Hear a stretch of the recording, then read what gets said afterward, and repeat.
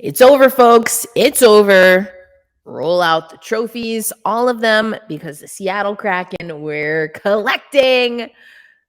All right, that's a massive over exaggeration to 2 preseason wins. But we're going to talk about some predictions that we've seen rolling around NHL Twitter. And of course, we're going to recap yesterday's 3-0 win over the Calgary Flames. That and more on this episode of Locked On Kraken. You are Locked On Kraken, your daily podcast on the Seattle Kraken, part of the Locked On Podcast Network, your team every day. We are the Seattle Kraken.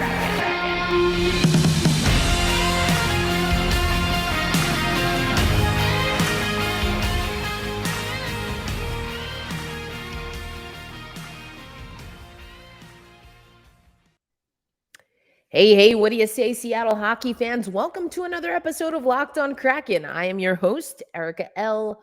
Ayala, and you probably heard my cold open.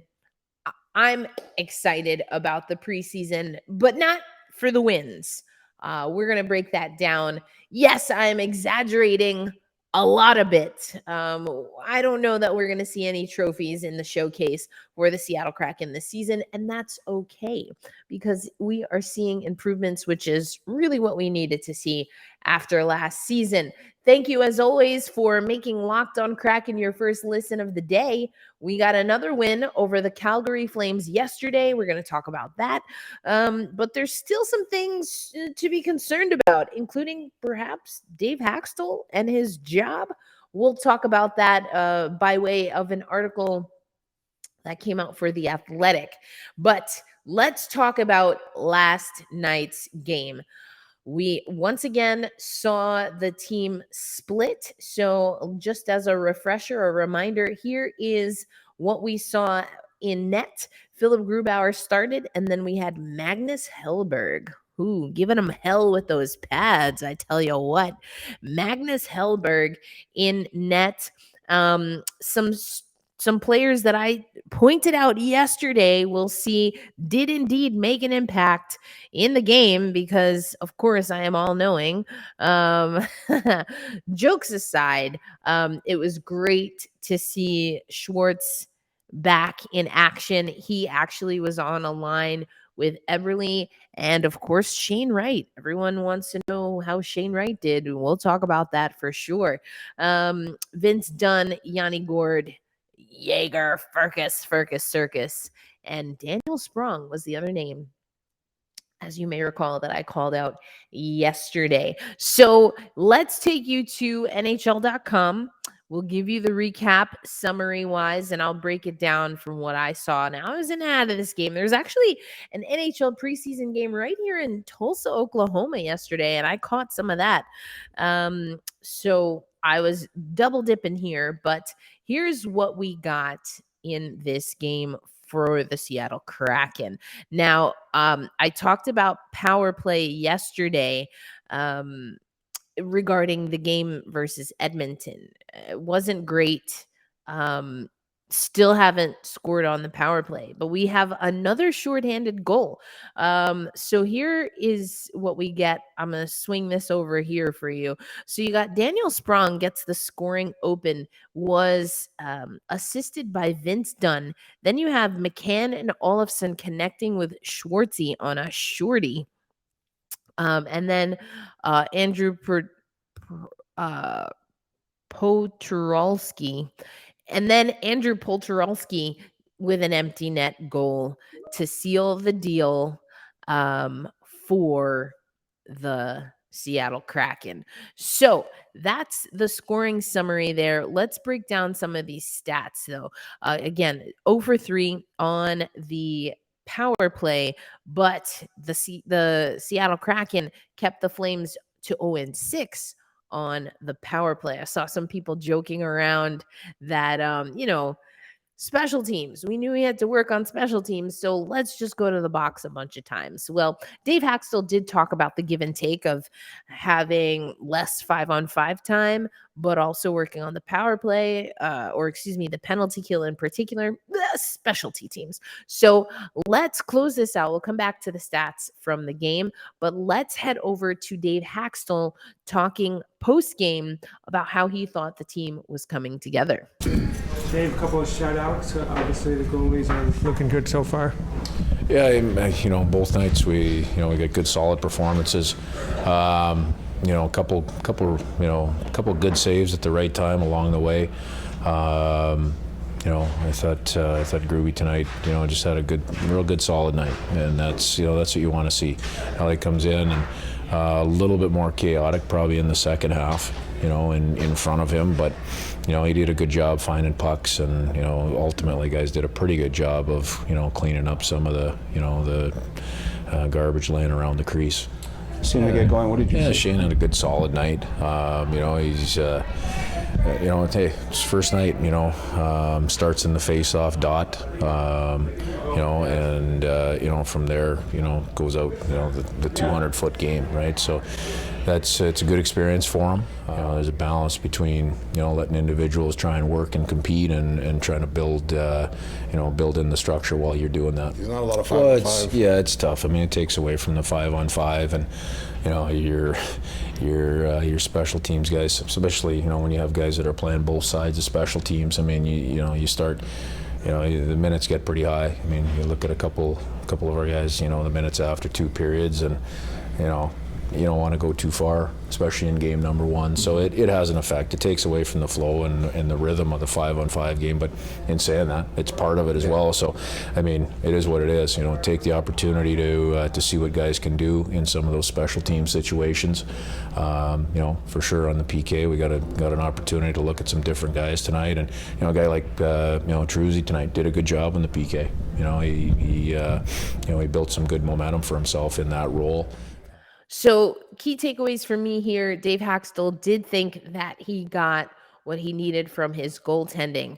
I agree. That is something obviously a lot of us were going to watch with a laser focus, was how Philipp Grubauer, for me in particular, was going to adjust. New goalie coach, new team. But again, I've been talking about it, and it's a continued theme. The Seattle Kraken are focusing on keeping the puck in possession. That will alleviate some of the pressure that Philipp Grubauer had to withstand, Philipp Grubauer and all of the rest of the goalies for that matter. And I like that. I do. I think that you see how aggressive the Seattle Kraken are being. Some of my notes from last night, I think you just see them, even on the penalty kill, maybe even particularly on the penalty kill, just being aggressive. I liked what we saw forecheck wise. I like what we saw regarding even recovery. The back check in all zones, really strong for the Seattle Kraken. So even if they get beat, how are they able to recover? We have no goals posted in the preseason. How long is that going to last? Only time will tell. But I love it. So, of course, we had a different group of folks out there. So we had a different power play. So for the Seattle Kraken, starting from left to right, you had McCann, Gord, and Coleman as that top line. Then Schwartz, Wright, and Eberle. And we're going to hear from, I almost said David Wright. I'm a Mets fan. Shane Wright. We're going to hear from Shane Wright later in the show. Then you had Hayden, True, and Lind, and Furcus, Poltoralski, and Sprong. As far as your D pairs, you had done with Borgen, Alexiak, and Fleury, Cale Fleury, and Olofsson with Carson Soucy, who was looking saucy. He was, very dapper man walking into Climate Pledge Arena.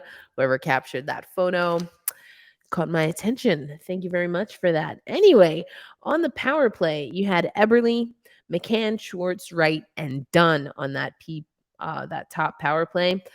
I love this. The Triple J threat is back. You've got Jordan Eberle, Jaden Schwartz, and Jared McCann. I love it. Throwing in the young buck there. You see that Dave Hakstol combining rookies with veterans. I think one of your daily podcast hosts for the Seattle Kraken via Locked On Kraken maybe introduced that as a concept. Of course you want the rookies. Of course you want the rookies with the veterans. That's why we got so many veterans on this dang team. I love to see it. All right. Penalty kill. We saw a few combos. You saw Gord, Alexiak, Fleury, and Coleman. Then you saw Schwartz, McCann, Olofsson, and Borgen. Then you saw True Fleury, Alexiak, and Hayden. Again, pretty good on the PK, including that, again, Schwartzy scored. He was assisted by Olofsson and McCann. So that was that second unit that we saw going out on the PK. All right. So you heard a little bit from Dave Hakstol. You heard a little bit about my thoughts and the overview. I gave you the lines of what we were rolling with for the Seattle Kraken second preseason game, second ever preseason game at Climate Pledge Arena, because of course we had the what was it called? The 3-hour tour. I don't know. It was the 3-arena tour or whatever, because Climate Pledge Arena wasn't ready for preseason last season. All right. Heard from Dave Hakstol. You heard a little bit about my thoughts, but let's take you to, of course, Shane Wright. You're going to hear from Shane Wright, get his thoughts about essentially making his NHL debut. I know it's just the preseason, but he's been at showcases. He's been at training camp. Obviously, he's been to the draft. But unlike Matty Beniers, he had not gotten to set foot on the ice and go up against other NHLers who are not his teammates. So we're going to hear from Shane Wright coming up next on Locked On Kraken. Right now, though, we're going to tell you about BetOnline. Now, I told you yesterday that BetOnline had some amazing odds regarding, I think I said the Calder Cup. That, of course, is what you win in the AHL, but the Calder Trophy. So Matty Beniers is up there, Shane Wright also there.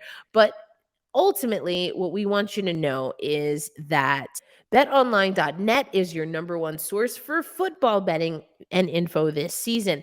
But of course, it's not just football info. Of course, you can find the newest matchups, podcasts, news, in-depth articles, and analysis for football. But you can also find it for the NHL, MMA, boxing, golf, etc., including the Calder Trophy odds. We also got some lines regarding everything from top scorer in the league to top 10 in goals against average. You can head to betonline.net so head to betonline.net. You can use your mobile device, desktop, laptop, whatever you got, because BetOnline is where the game starts. All right, Seattle Kraken fans. Shane Wright hit the ice at Climate Pledge Arena. He was super excited. Let's take it over to Shane Wright after making his CPA debut with the Seattle Kraken in the 3-0 victory over the Calgary Flames in the preseason. A lot of fun.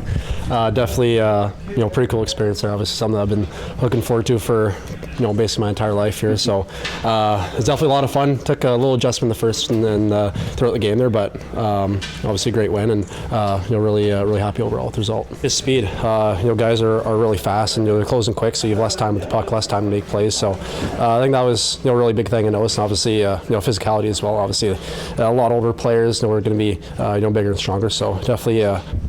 They said just go and enjoy it. I'm here for a reason, they said, and just go and have fun, go play confident, just be myself. That was their advice. Obviously, those are two guys who have had a lot of success in this league, and two guys with an unlimited amount of knowledge. So I couldn't ask for two better line mates and two better guys to learn off of.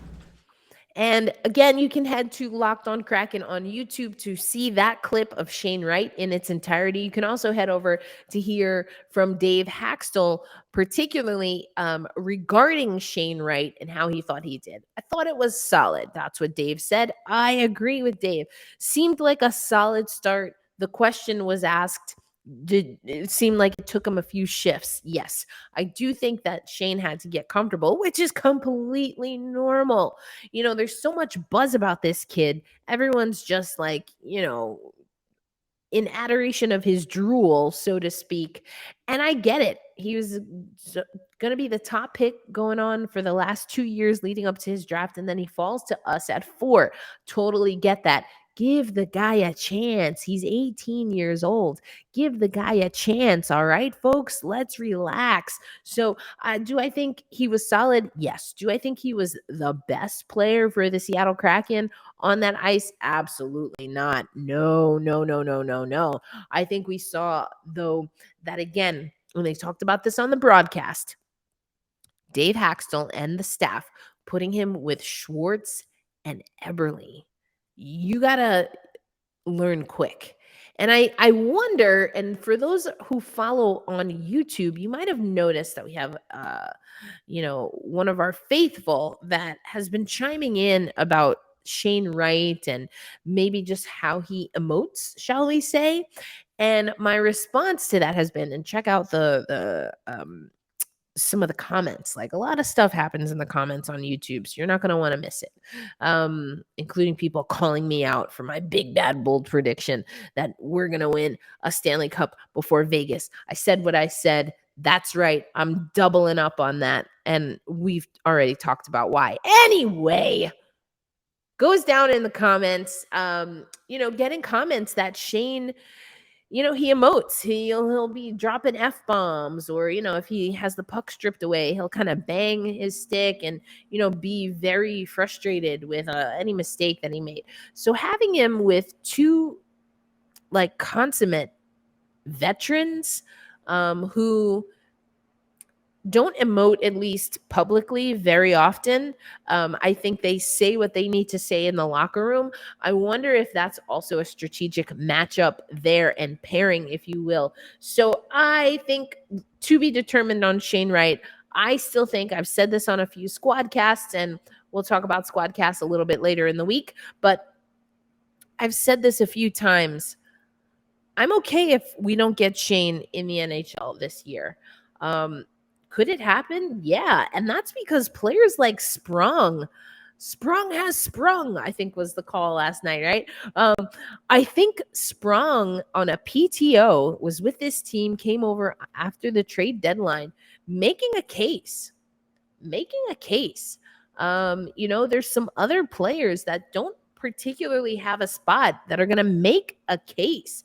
And we're going to see what happens. I know a lot of people want Alexander True to be one of those players. I think I'm with a lot of people saying I don't see it quite yet. I think he's going to be that 2-way player kind of first up from the AHL. I agree with a lot of that. But, we're sprung in all of this. What is Seattle really looking for? It seems like they're looking to score. And Spronger can do that. We saw that last season. So I think it's going to be interesting, but I told you I wanted to go back over to NHL.com and let's take a look at this because, producing shots is going to be so important. Eddie Olczyk has already put us on notice that he's not here for holding on to the puck. I know some people got maybe on Schwartzy and Vince Dunn for doing a little bit, maybe too much passing. I disagree. I loved it. I absolutely loved it. Sometimes the Seattle Kraken last year played so freaking direct, and to see and to show even in the preseason that they're not afraid to pass. I thought that pass from Schwartzy, he really threaded the needle there. But I liked it. I like that they're getting creative. Their creative juices flowing. All right. Anyway, I'm back now. We're not going to talk about Calgary. Head over to Just Belmosto if you want to know more about them in the preseason. Anyway, let's look at shots on goal. The most shots that we saw from a forward was 3. You had Shane Wright had 3 shots. Coleman had 3 shots. Hayden had 3 shots. Eberle had 3 shots. I think Sprung, he had 2 shots on goal, but 1 was a goal. So, that's a pretty good efficiency level right there. And then as far as defenders, you see Vince Dunn, Oleksiak, and Olofsson also had 3 shots on goal. So I'm very curious to see where we end up with shots on goal. I think there were times where Seattle shot a lot last year and had nothing to show for it. So where's the balance? I'm very curious to see where the balance is. I'd like to see us open up the defense, our opponent's defense, and that comes from passing the puck. That comes from movement. Yanni Gore talked a lot about systems, that systems will be talent, and that has to happen. The movement, everything seems so elementary last season, and I really think we're beyond that now. We're not settling for just, all right, let's learn the system. Let's get out there and do our best, boys. There's an expectation. You can feel it. I can see it. And when I see Seattle playing, all right, coming up next on Locked On Kraken, I want to take us to some what's cracking. So what's cracking is, well, stick around for the next segment. We'll talk about it. Thank you, as always, for tuning in to Locked On Kraken, making us your first listen or at least a part of your daily routine. I'm your host, Erica L. Ayala. We talked about last night's game against Calgary, talked about some of the lines. Again, you had McCann, Gordon, Coleman on that top line, Schwartz, Wright, and Eberle where that second line. Talked about that, heard from Shane Wright in the second segment, the second stanza. I like that. Let's talk about what's cracking though, because what's cracking is we do have some guys that were sent back to their particular junior clubs. So they've been reassigned. The Furcus Circus, we got to see Jaeger Furcus. He's heading back to the Moose Jaw Warriors. Goyette to the OHL. Kyle Jackson also to the OHL. Ty Nelson, didn't get to see that kid hit the ice. Jacob Melanson and Tucker Robertson. Now, speaking of Melanson, this is worth noting. We didn't talk about it on yesterday's show, but Melanson was actually suspended 2 games for an illegal check to the head. This was, of course, in the Edmonton game. So now this means he was assessed a match penalty, but he also is he will be serving 2 consecutive games in which he is eligible to participate for his club. So these are NHL suspensions. So we knew he wasn't going to play against Calgary. So that knocks out a game. Essentially, there's only 3 more games, but usually you rotate. So if you play one night, you don't play the next. So that meant Melanson, because of this suspension, was essentially ruled ineligible for the rest of preseason. How much does that really help the kid? So he's getting sent back. Just a little wrinkle, something to keep in mind. Not sure that is the reason why, but it might be part the timing. We weren't going to see the kid anyway. So there you go. So another thing that's happening and what's cracking, in case you haven't been paying attention, the Seattle Kraken have been doing a pretty good job getting the news out. So now if you heard our show, I guess that would have been Monday. On Monday, we were talking about the state of the franchise. And in that state of the franchise, we also saw that at the very end, hopefully you paid attention, at the very end, Ron Francis was asked about the mascot. And now we see the Seattle Kraken. This is on the Twitter page. Who's funny, who likes to dance, and most importantly, they have been going hard in the paint on their campaign for the next Seattle Kraken mascot, which will be announced October 1st. I love this. They've got DJ Dallas. I'm going to spoil it for you in case you haven't seen it. But Fallon Tullis-Joyce, the keeper for the OL Reign, Fallon Tullis-Joyce, also a Marine or a Marine biology major. And then there you go, Brianna Stewart now competing for USA basketball in the World Cup, and of course plays for the Seattle Storm. Just a great little campaign, I thought, that the Seattle Kraken have. Now I know in Minnesota they have, what is it, like one Minnesota or one team or something like that. I don't think we have an official name for the collaborations that we've been seeing across Seattle sports, other than them just being awesome. But in some cities, they'll have like a name for every time they do campaigns. I love that it just seems to be something that's ubiquitous, or that's just there. It's just a part of what we do. We don't have to give it a special name. We have other teams in Seattle. They include women, and we're going to include them in our promos. Thank you very much. Got on my soapbox. I'm coming down. Just give me a minute. I'm coming down. Also, can't get too excitable. My voice still goes in and out from being sick. Anyway, I loved that promo. We're going to get, that's part of what's cracking, baby. We're going to get a Seattle Kraken mascot. So that's going to be exciting. We talked about the guys going back to their juniors. We talked about a Seattle Kraken mascot. Gonna close the show with an article. This is coming from The Athletic. It is entitled, let me go to the top here, Early Predictions for the 2022-23 NHL season. I got to tell you, there's not a lot of predictions that include the Seattle Kraken. You know what? I'm just fine with that. Do I think we are rolling out the red carpet and are going to win a bunch of awards? No. And I do mean no. Would I be pleasantly surprised? Absolutely. Do I think it's going to happen? Probably not. But there were two categories in which the Seattle Kraken did make a cameo. And I think there are two categories in which the Seattle Kraken, we've been in conversation. We're going to start with the maybe not so pleasant one here.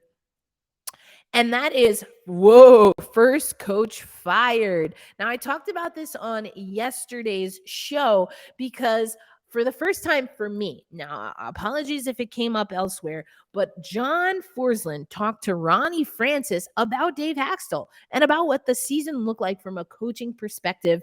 I mentioned on yesterday's show, Ronnie Francis said, we wanted to have a four-person coaching staff, just didn't get around to it. And I felt that he didn't really commit one way or another to how he felt Dave Hakstol did, but took responsibility and took ownership as a general manager for falling short of the expectation of the franchise, even when it came to personnel, as far as fully staffed personnel, and took responsibility for fixing that, ameliorating the sore spot. And I like that. I think that's good leadership. That being said, they still think Davey Boy is on the chopping block. For a lot of people, he's been on the chopping block since he was announced. I could see it. I do like what I'm seeing, though, as far as the changes. So I think this is a little bit outdated. Lindy Ruff, over at the New Jersey Devils. The Devils are having a tough time, a tough go. So, yeah, that's tough. But we're right behind Lindy as far as first coach fired. I just want to read a little bit from the article. Check it out at The Athletic. Of course, The Athletic has a membership system. I am obviously a member. I used to write for The Athletic. I do believe in memberships. So, I'm not going to ever show an entire article from The Athletic. That's just how I get down. We all got to make our money. That being said, I want to read just what Shayna Goldman had to say. Now, Shayna Goldman, of course, is a co-host of Too Many Men podcast with our very own Allison Lucan, good friend of mine, good supporter of mine. Here's what Shayna had to say. Ruff makes all the sense in the world. If they struggle, it could be easy for management to point to the head coach who remains on the bench after the team parted ways with their assistants. So last guy standing, if there's still a problem, I guess that's you, Ruff. And here's what specifically in this article was said about Dave Hakstol. So this is one of those articles where it's a few different people chiming in, and this is Sean Gentile chiming in specifically about Dave Hakstol. Says, this one seems easy. The entire top four makes sense, actually. Lindy Ruff, DJ Smith are about to take over improved rosters. Sheldon Keefe is in the Toronto pressure cooker, and Dave Hakstol is going to have to start Philip Grubauer on most nights. Wow, that was a shot fired, if ever. Holy cannoli. Not only did they come for Dave Hakstol, but they came for Philip Grubauer as well. Do I get it? Absolutely. Do I think that it's not as bad as we're reading? Absolutely. But also, it wasn't as good as we were reading last year. I think, especially with The Athletic, I've noticed that they're a little bit, I think, overcorrecting with their predictions for the Seattle Kraken. So, as always, take what you read with a grain of salt, folks. I believe in the eye test for a reason. That's our show. Thank you, as always, for listening to Locked On Kraken. Now that you've tapped in, listened in, watched on YouTube with us, make sure you listen to Locked On NHL. And very soon, once we get through the preseason, we want to tell you about our new way that we're using our post-game really short videos. We're going to have something called Game to Game. We're going to be on our Locked On NHL channel, able to literally see the recaps game to game. And that's all going to be put together in a 30-minute show for you. I'm excited. It's a great way to keep up with what's happening in the league in one place. So that's where you got to be. Make sure you stay locked on NHL. Always take care of yourself. Be kind to yourself and to each other. Hold fast, stay true, and let's go Kraken. I'll see ya tomorrow.